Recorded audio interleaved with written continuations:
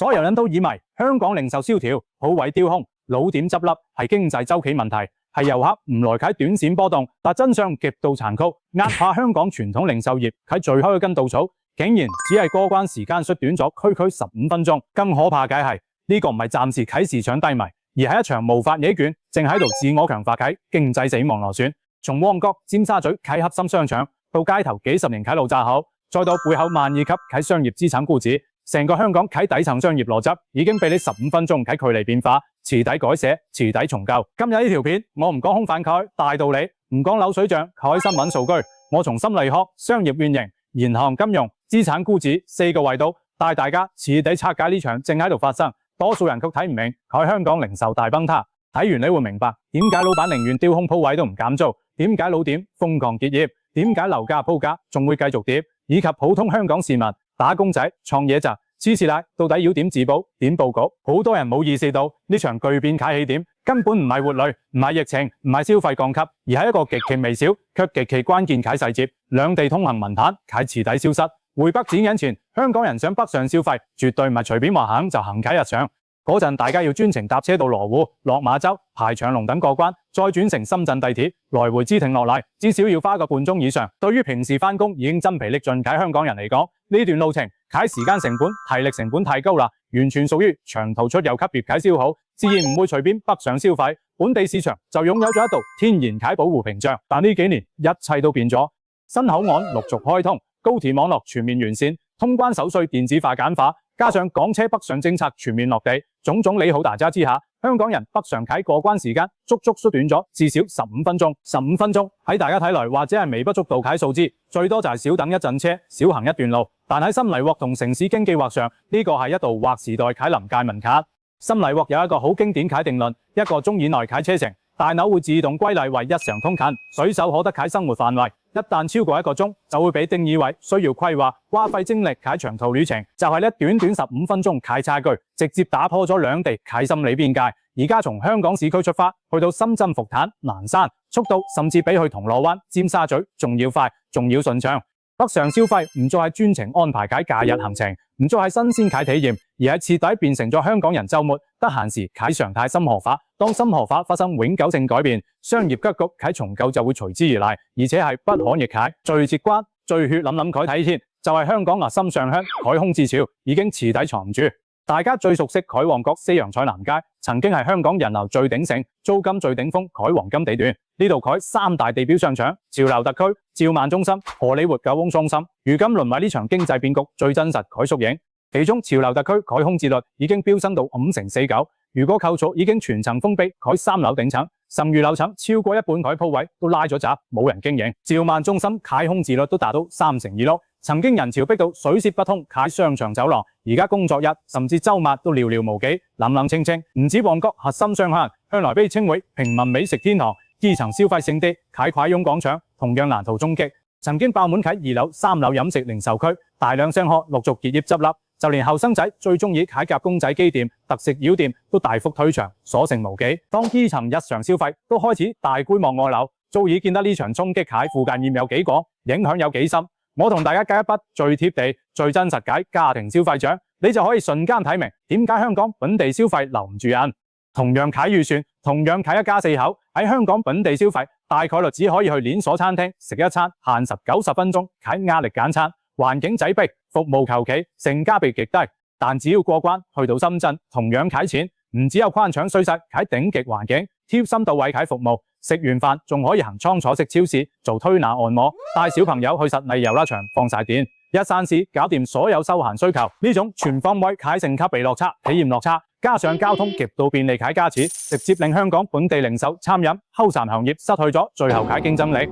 過去大家留喺香港消費係因為冇得揀，唔方便外出。而家大家有咗更好、更平、更舒服啟選擇，自然唔會再為本地啟高獲價、低體驗埋單。而呢一切直接引爆咗香港持續蔓延、愈演愈烈啟商鋪結業潮。2026夜商飯店，香港累計結業啟商鋪數量至少達到58間，其中第一季就有至少30間店鋪陸續停業，涵蓋餐飲食肆、文具百貨、零售連鎖，就連不少曾經風光一時啟和麗過江龍品牌都無一幸免，黯然退場。到咗第二季，再添至少28間結業商鋪，行業蕭條啟態勢完全冇好轉，反而持續惡化。呢其中餐飲業係受創最重啟重之處，無數承載香港人集體回憶喺幾十年路之河，相繼落下帷幕，永久停業。有65年歷史喺佐敦聚窮樓，開業46年喺旺角梨園酒家。呢啲陪伴幾代香港人長大，喺路牌粵式酒樓，無一可以撐過呢輪行業寒冬。就連本地街頭小食代表人氣極高，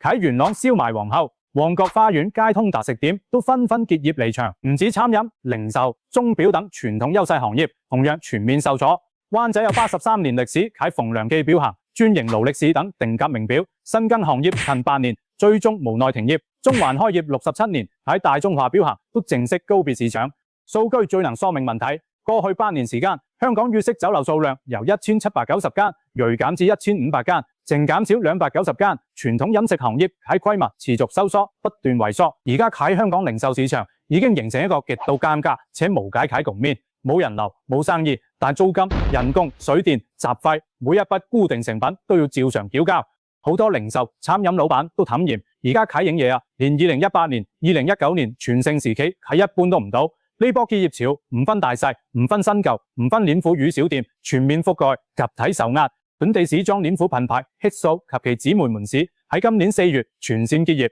，Intic 都喺6月底正式退出香港市場，終止所有業務。Aeon 旗下蓋12元平價生活店，今年之內已經有4間分店陸續停業。一開始，大部分老闆都仲抱有僥倖心理，覺得只係短線市場低迷，捱一捱，等市道回暖就可以苦奮正常。但現實係每個月持續倒貼，只出不入，資金鏈不斷消耗，最終徹底斷裂。無論係街坊小鋪定上市連鎖集團，最後都只能無奈選擇結業止血。行喺而家喺香港街頭商場之內，你會睇到一個極度諷刺嘅畫面：一間間雕空嘅鋪位被巨大嘅圍板層層封鎖，圍板上面永遠印住華麗嘅標語，即將開幕，華麗轉身，轉身升級。但所有本地人都心知肚明，呢個只係業主自欺欺人啟安慰。圍板背後唔係轉身升級啟新點，而係一間間流血不止、冇人問津啟雕空鋪位。放喺從前，一間大型商場如果有5%啟空置率，就已經算係經營狀況極差、嚴重虧損。但而家香港眾多商場啟空置率輕鬆突破1成，甚至逼近2成，已經成為常態。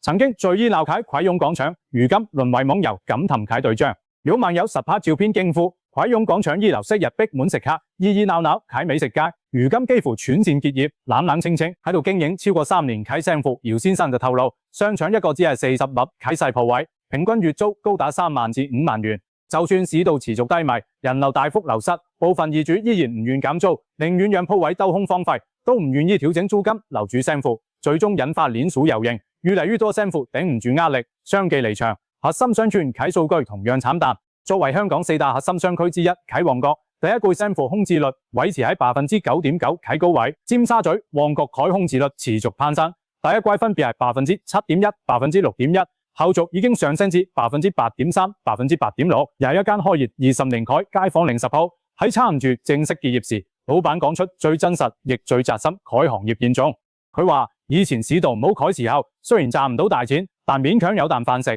維持生計冇問題。可而家就連有啖飯食都已經變成一種奢望，一塊塊冰銀蓋圍板就係呢幾年香港零售行業最刺眼、最真實嘅風景線。睇到呢度，所有人都會疑惑一個核心問題：市道已經差到呢個地步，散貨執笠潮一波接一波，點解手握木業啟業主唔願意大幅減租，留住租客，盤活市場？呢一個問題啟答案直接觸及香港經濟最深層次、最隱藏嘅核心危機，亦係多數人從來看唔明啟底層邏輯。香港啟商鋪、商場木業，從來唔只係用嚟收租、做生意啟空間，佢係成個金融體系啟核心抵押資產、核心金融工具。絕大多數持有核心商場、街鋪啟大業主、地產界盤，都係將呢啲巨額資產抵押俾銀行，玩住巨額貸盤，維持資金流動。而銀行騙局呢啲木業價值，核定貸盤額度啟核心指標就係租金回報率。我同大家用最直白啟白話拆解呢套金融邏輯。假設一間核心地段商鋪原本每月租金10萬元。按照2厘啟租金回報率計算，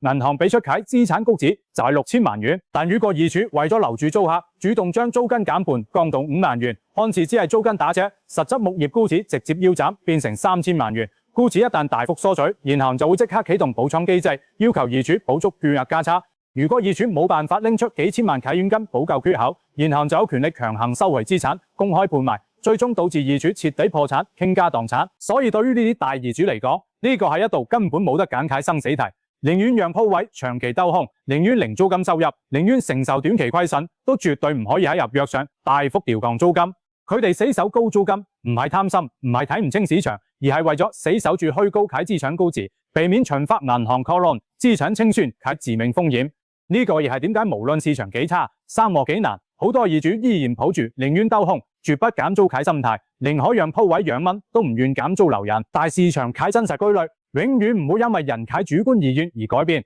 如今啟香港商鋪市場已經徹底從業主主導啟賣方市場，變成租客主導啟賣方市場。雖然部分業主已經被迫接受現實，小幅減租，但減幅極其有限，大多數只係維持喺10%至20%之間，完全跟唔上市道下行啟速度。二線、三線鋪位依舊嚴重供過於求，冇人問真。亦都係呢種兒子死守租金、三害無利可圖結業、商場空置率攀升啟惡性循環，令香港商鋪市場徹底墜入無法挽救啟死亡螺旋。我完整同大家拆解呢套不斷自我強化解死亡鏈條，你就會明白點解呢場下跌遠未結束。首先，市場低迷、消費外流、租金高企，導致商家生意慘淡，持續虧損，只能無奈結業離場。接住，業主為咗守住銀行估值，避免金融風險，堅持唔大幅減租，兜空鋪位越嚟越多，商場圍板越嚟越密，商場氛圍、商圈人氣持續崩塌，人氣越低，聲譽再贏，啟商戶生意就越差，營業額越低，最後生意進一步惡化，帶來更多商戶結業，更多兜空鋪位，螺旋效應不斷放大，越滾越大，最終席捲整個商業地產市場。更可怕嘅係，紙面上改租金可以死守，但真實改市場成交價格，真實改物業價值，永遠藏唔住、熬唔住。近期香港商鋪市場頻頻爆出歷史級別改慘淡成交，每一單都係血淋淋改價值重估。旺角先達廣場一間不足80畝改細鋪位，最終只係以30萬元成交，創下商場拆售30年以嚟改最低紀錄。原業主喺2010年以70萬元入手，持有物業長達16年，唔止冇賺到一分錢，反而直接蝕讓40萬元，虧損幅度高達57%。油麻地波蘭街一間約400畝啟地鋪，更加慘不忍睹。原業主喺2021年高峰期以1580萬元高價入手，如今只係以668萬元售出，單一個交易就蝕讓912萬元，虧損幅度達到58%。就連新世界發展旗下啟長沙灣石隻樓項目，部分物業叫價較2024年開售時已經下調高達57%。當市場持續出現呢種極低價、大幅度蝕讓啟成交眼淚，銀行就不得不重新審視，全面下調全港商業物業啟高感標準。德勤最新啟市場分析就指出，銀行普遍評定香港上屆呢次短期內難以反彈，目前正面臨大規模抵押品不足啟問題，信貸風險持續攀升，銀行維修物業啟壓力越來越大。有銀行內部人士直言，而家市場極端成交個案，物業價格較高峰期下跌70%啟情況比比皆是，銀行已經做好虧損準備，加速物業變現，止蝕離場。目前香港甲級商廈估值已經累計下跌超過40%，銀行資本充足率壓力巨大，基本物業強制清算啟壓力已經創下近年新高，亦都因為風險過大，金管局已經聯合多間銀行成立專項小組，專門應對上岸之前各市暴跌問題，盡量避免大規模集中式啟 call loan 爆發。但呢個只係暫時啟緩衝手段，唔係根本啟着腳方案。只要物業各市持續下行，市場成交持續低迷，就算目前有租客喺度營業，銀行依舊會持續下調各市，未來大範圍啟補倉 call loan 風險只會越積越高，隨時引爆。而呢場上演地產啟風暴，絕對唔會單獨止步於商鋪商廈市場，佢一定會連鎖蔓延，全方位擴散，衝擊住宅市場、就業市場，甚至動搖香港整體金融體制啟蒙定性。大家一定要記住，香港啟經濟結構係環環相扣，牽一髮而動全身啟。零售、餐飲、服務業係吸納基層就業人數最多、覆蓋最廣啟行業。當呢啲行業出現大範圍結業潮、裁員潮，最先受影響啟就係無數打工仔啟飯碗，無數普通家庭啟收入來源。2026年上半年，香港多個產業持續出現結業個案，除咗重災啟餐飲業、零售、酒店、休閒服務等行業，啟連鎖品牌、本地商鋪都相繼停業退出。結業潮早已從個別經營不善啟小店蔓延到穩定運營多年啟連鎖品牌，從出養問題變成全港性啟結構性危機。而家香港啟週末呈現一種極度繁枝啟商城畫面，曾經人山人海逼到水泄不通啟旺角、銅鑼灣，夜晚8、9點就已經冷冷清清、水靜鵝飛。反觀一關之隔，啟深圳各大商場、商圈周圍都係講廣東話，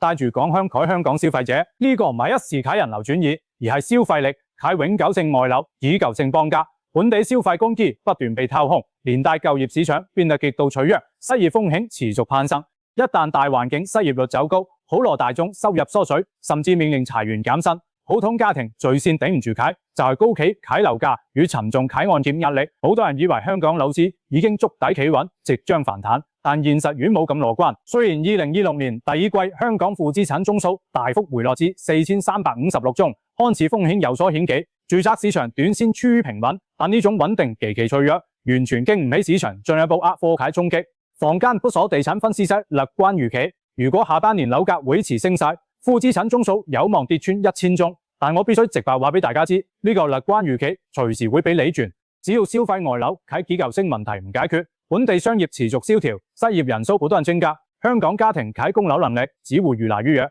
樓市隨時會迎嚟新一啟調整。更關鍵嘅係，全港消費習慣已經發生永久性轉變，大眾啟消費預算正從傳統實體零售大規模轉向健康養生、體驗娛樂、跨境旅遊呢啲新領域。傳統街鋪、商場零售啟生存空間被不斷擠壓，持續萎縮。萬事達卡啟消費數據最能印證呢種變化。2016年4月，香港網上零售銷售佔整體零售總額啟比例已經攀升至 9.7%， 對比2010年啟 6.3%， 提升幅度非常明顯。呢組數據說明，唔止係北上消費喺度蠶食本地市場，線上消費同樣喺度持續取代線下實體店啟生存空間。即係話，香港傳統零售面臨啟係雙重擊壓，對上有深圳高性價比、高體驗啟跨境消費降維打擊，對下有靈活變且選擇更多啟網上零售不斷分流。雙重夾擊之下，本地細級店啟生存空間只會越來越細。呢場行業寒冬絕對唔會短期結束。一旦普通家庭收入下滑、失業增加、消費持續外流，樓市啟剛性需求就會徹底崩塌。原本月入幾萬穩定供樓啟家庭，一旦遭遇減薪裁員，連基本按揭都無力承擔，自然唔會再有人願意入市買樓。買樓需求大幅萎縮之後，發展商啟新盤就會滯銷，積壓庫存。為咗回籠資金，只能瘋狂批價傾銷。以前同時，二手市場啟小業主見到市況轉差、前景不明，都會集體恐慌，爭相拋售。當拋售潮集中爆發，樓價必然應聲下跌，負資產數量就會迎嚟井噴式反彈，成個住宅市場啟穩定局面將徹底打破。呢度我必須重點同大家講清楚，今次啟經濟下行同2003年沙士時期啟谷底反彈有住品質上天壤之別，千祈唔好盲目對標，心存僥倖。2003年沙士係突發性啟公共衛生危機，屬於短暫啟周期性衰退。疫情結束，危機解除之後，加上內地自由行政策全面開放，河量遊客湧入香港，直接帶動零售、餐飲、旅遊、樓市全面反彈，經濟快速收復，重回巔峰。但今日我哋面對啟唔係突發危機，唔係短期周期波動，而係底層規則徹底改寫啟結構性、永久性轉變。看似只係15分鐘過關時間啟縮短，品質卻係大灣區同城化啟全面落地，兩地邊界啟徹底消融。過去香港依靠地利夾例、政策便利維持啟高地價、高貨價、高人工、高服務議價啟經濟邏輯，喺大灣區一大貨啟趨勢下已經徹底失效，不再成立。而家啟市場數據已經清晰印證咗呢種結構嘅轉變。2026年4月，訪港旅客人次已經恢復至2018年啟84%，看似人流基本回歸全盛水平，但入境旅遊總消費額僅僅恢復到疫情前基準啟69%。呢組數據非常扎心，亦非常關鍵，佢說明遊客結構、消費習慣已經徹底改變。而家啟遊客唔再盲目喺香港高消費瘋狂掃貨，唔再為香港啟高租金溢價埋單，大家變得更理性、更挑剔。傳統零售啟高盈利時代已經一去不復返。中小企比啟生存狀況更能反映市場啟真實困境，有接近74%啟香港中小企表示，營業受到不同程度啟負面影響，其中近2成企業啟營業跌幅超過2成。業界總結出3大核心競爭衝擊，完全精準戳中香港死彈金嘅啟痛點。4成5啟企業認為跨境電商極大衝擊本地平價生活用品零售，4成3啟企業坦言市民周末北上消費，直接掏空本地餐飲而立市場。3成啟企業表示，居民外遊頻率增加，進一步擠壓本地後站消費空間。呢個已經唔係個別行業啟問題，而係全產業、全市場啟結構清洗牌。當香港人辛辛苦苦喺本地打工賺取高薪，最後卻發現自己啟血汗錢喺香港只可以換嚟高價格、低品質、差服務，而僅僅15分鐘車程之外，就可以享受翻倍啟環境、服務和體驗。呢種消費觀念啟轉變係人性使然，係不可逆啟缺實。大勢已變，普通市民、創業者、投資者到底要點睇清記勢，自保突圍？我之上嚟講，啟每一句話都係非常務實、貼地啟生存建議，建議大家認真聽、記喺心。首先，所有人必須徹底拋棄舊思維、舊幻想，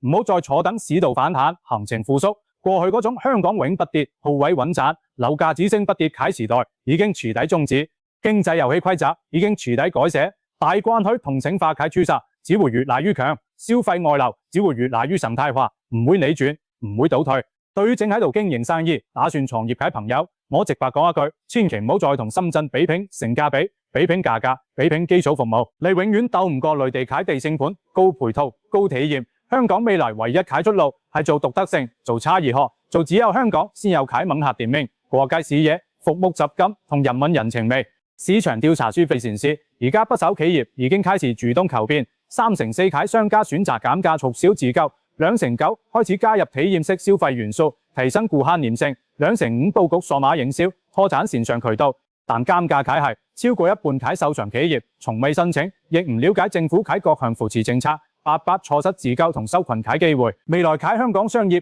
坐定定等客人上門啟傳統模式，一定會被徹底淘汰。只有主動轉型，打造獨特賣點，跳出價格戰啟商家，先可以喺呢場變局中活落來，活得好。而對於普通打工仔、普通家庭、資產投資者呢個階段，唯一啟核心策略就係4個字：現金為王。喺市場沉底、資產貶值、就業不穩啟階段，保住工作、穩定收入係第一要務。盡量減少不必要啟負債，遠離高風險投資，絕對唔好盲目撈底。好多人覺得木業資產已經跌咗好多，想趁低吸納搏反彈。實際上而家啟市場跌勢未止，底部未現，盲目撈底只會俾心套，承受更大虧損。大眾啟消費同理財行為都已經印證咗呢種保守趨勢。環連啟消費跌出前勢，3成5啟香港市民已經主動縮減外出用餐、旅遊娛樂等非必要開支。6成4啟消費者表示，過去3個月收入維持不變，甚至有所減少，經濟安全感持續下降。3成7啟人主動增加人格儲備資金，應對未知風險。3成8啟人計劃縮減汽車、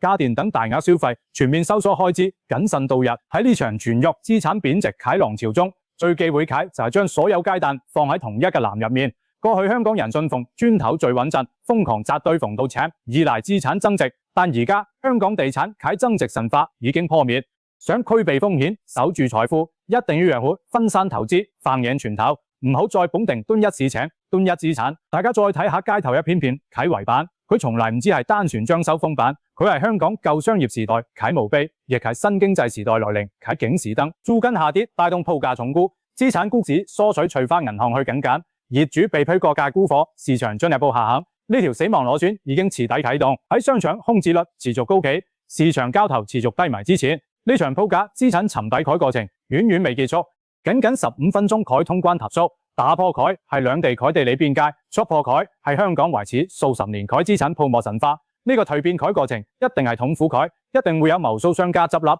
無數人財富蒸發，無數行業重新洗牌。但歷史啟車輪永遠唔會為個人啟虧損，一時啟陣痛停下腳步。香港向來以靈活變通堅韌聞名，歷經無數風雨，次次浴火重生。面對呢場8年未有之大變局，我哋可以做啟就係認清趨勢，接受現實，急時調整，喺舊時代啟廢墟之中揾到新時代啟生存機會，重生之路。最後我想問大家，你身邊有冇堅持咗幾十年啟老店，最近無奈結業？你覺得香港零售同路市未來仲有反彈啟機會嗎？歡迎喺評論區留低你啟睇法同經歷，一齊交流探討。中意呢類深層經濟拆解，睇明底層商業邏輯，睇透市場趨勢啟朋友，一定要讚好、收藏、轉發呢條片。訂閱我啟頻道，開啟小鈴鐺，後續我會持續用最直白啟口語、最硬核啟數據、最通透啟邏輯，帶大家睇明香港經濟、大灣區格局同身邊所有商業變局。